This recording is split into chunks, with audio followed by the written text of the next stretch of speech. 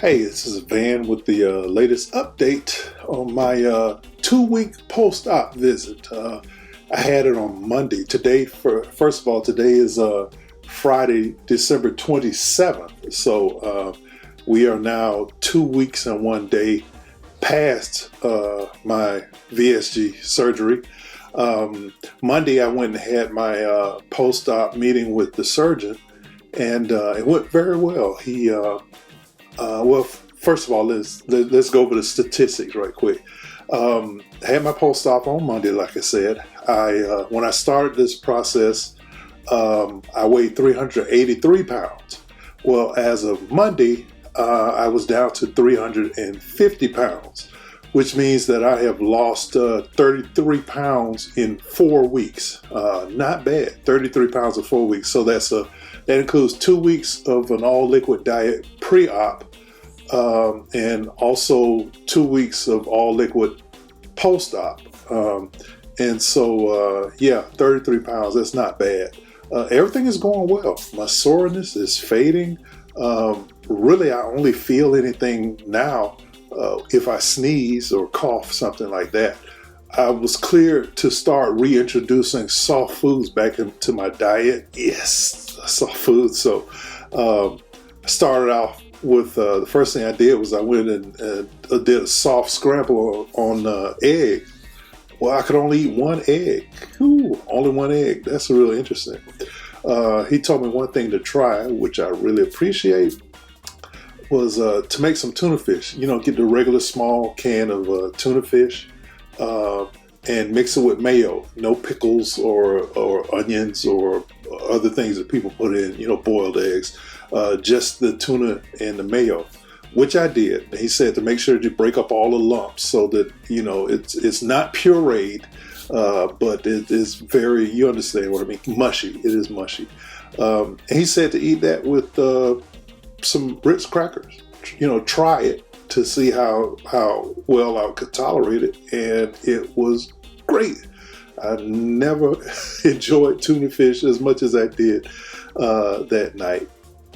But one of the things that introducing the soft foods back into my diet had really, really shocked me is how little I could eat. I mean, the thing with the tuna fish and the Ritz crackers, I could only eat 2 at a time. And now my doctor says that, my stomach is not back to the way it's going to be fully healed, the way it should be. So there may still be some swelling, and I'm not able to hold as much now as I may be able to hold in a few weeks. But to basically use your common sense. If you eat something or drink something and you feel a tug at your stomach, stop. To be honest with you, it feels good to only be able to hold a little bit of stuff. Now, that also included, Christmas was 2 days ago. I went over and had Christmas dinner with the family.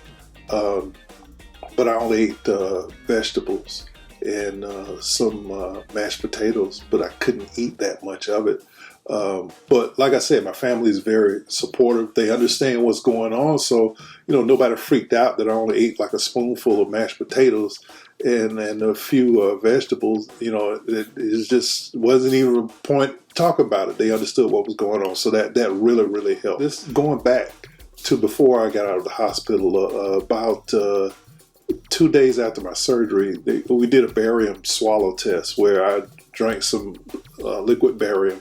And, I did it in front of an x-ray machine, and basically they wanted to make sure that there was no leakage after the surgery.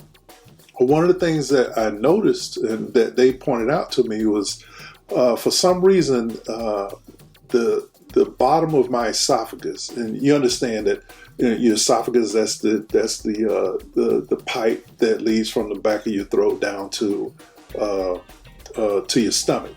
And the top of the esophagus has a muscle there. I don't want to call it a sphincter. I don't know what it's called. But it's a muscle that closes it off so that your stomach acid can't get up into your throat. And if you're a person that suffers from heartburn, the chances are is that muscle is allowing some of your stomach acid to get back up into your throat.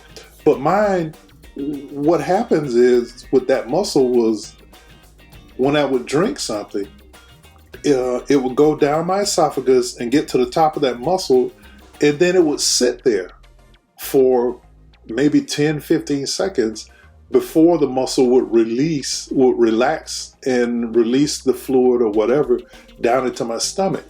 And that was something I never really noticed before. I don't know if it was happening before the surgery. I don't think it was, because I know I've been able to like drink a whole bottle of water when I'm really thirsty. I could drink that right down. So I know all of that wasn't gathering in my throat. But one of the things that it has done, and it's still doing it now, is forced me to eat slowly. And they always say that you've got to sip water all day long or whatever to keep your fluids up. So I definitely have to sip and then just wait a little while. And particularly if I'm sipping something cold, I can feel it gather, and then after a while I can feel it moving on down into my stomach. I'm not looking at that as a bad thing, because one of the things that doctors have said is that after the surgery, you have to eat slower. You have to eat slowly. You have to thoroughly chew your food. Take your time eating. So in doing that, this has kind of forced me to do that. But like I said, it's not a bad thing. It's just something I have to get used to. It's a new habit that I'm developing, eating slower, drinking slower. I'm thinking that maybe as my stomach continues to heal, maybe that will go away. Maybe it's just being super protective of the stomach. So we'll see what happens with that. I've noticed that I do have a new sensitivity to sweets. Not that I've had a lot of sweets, but it was Christmas, and I had some tea, and I just drank a little tea at Christmas dinner, sweetened tea, and it was very sweet. And it was not the way that it was made. I just tasted all of it, and that's not a bad thing. I've developed a new like for sugar-free drinks, sugar-free items, particularly sugar-free popsicles. I love those. I'm looking at everything in a positive light. It's going to make it easier for me to develop those type of habits that I'm going to need to maintain a healthy lifestyle. I remember in a video someone saying you need to get one of those belts, get one that's adjustable, constantly adjustable. Yeah, I'm going to have to do that, because my regular belt I'm on the last notch right now, and rather than drilling some more holes into it, I need to get something that's adjustable. One thing I need to warn you about is you have to remember to constantly sip water, or your Gatorade G2 or some other non-sugar thing. You're not taking in as much fluids as you used to. If you ever work really hard, say you go do a whole lot of yard work and it's hot outside or whatever, that feeling that you have the next day when you wake up, particularly if you didn't drink enough fluid, I'm feeling that way in the mornings, which means when I get ready to get out of bed, I have to fight the hurt. I'm about to cramp up. I'm about to catch muscle cramps. So you're going to have to make sure that you get as many fluids. Now, my dietitian recommended I try to get about 64 ounces of water a day. I have not been able to do that. Not yet, not that much, but I've been doing as much as I could between water and the Gatorade. I've just been sipping all the time, and I have a bottle of water all the time somewhere around me. My surgeon said it's okay for me to ease back into exercising, but to use some common sense. If you start doing something, for instance, I guess I don't know whether it's my size or whether it's regular, but they suggested weight training to help guard against the loss of muscle mass. They said basically you could do weight training, but start very, very light. And of course, if you feel anything that doesn't feel right, particularly somewhere with area one of the stitches or something, stop immediately and do something else. And so basically, you got to use common sense. You can't push yourself too hard. The weight is coming off. It's going to come off. Now, another thing he warned about also is the initial phases. This is mostly water weight that's coming off. Makes sense. It's mostly water weight that's coming off. And so as we lose a lot of water and it starts moving into the fat that's being used up, the weight loss could slow down. Basically, I've been averaging about 1 pound a day. He said the weight loss could slow down, but keep going, keep working on it, and it will continue to go. He said it doesn't happen for everyone, but that it could happen. So, that's fine. As long as I've stopped weighing every day, and I weigh, from now on, I'm going to only weigh about once a week, weigh myself for when I go for one of my follow-up visits, and see how things are going that way. And that takes off some of the stress or some of the anticipation about how much you're losing, how fast you're losing also. Just check it once a week. Things are moving along. I'm very encouraged.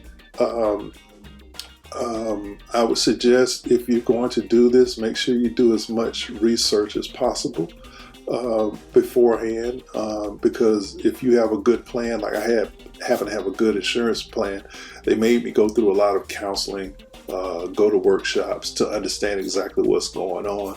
And the fact that this is a tool, VSG is a tool that is not the solution. The solution is lifestyle change, but it is a tool to help you to get into that lifestyle. I do get hungry about every 3 hours. I do get hungry. So I'm eating about 5 times a day, but I'm only eating, if you can only eat 2 Ritz crackers with tuna fish, every time, things are going to go pretty well for you. So make good choices, follow the recommendations, and if you have any questions about anything, please ask. I know at least the team that's around me, they're always ready to answer questions, and I'm really grateful for that. So till next time, I'll give you another update shortly.